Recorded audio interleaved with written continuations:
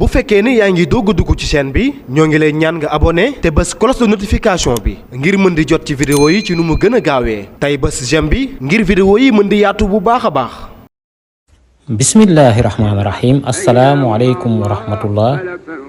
gaaw mooy dëppoo fukki fan ak benn ci weeru jumaada saani ñu gën koo xam ci weeru maamu koor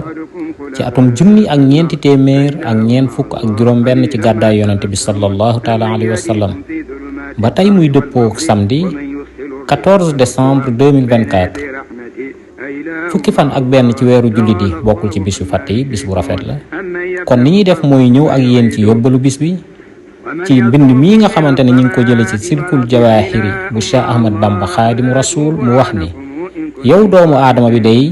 bul di doon mukk ki nga xamante ne day bég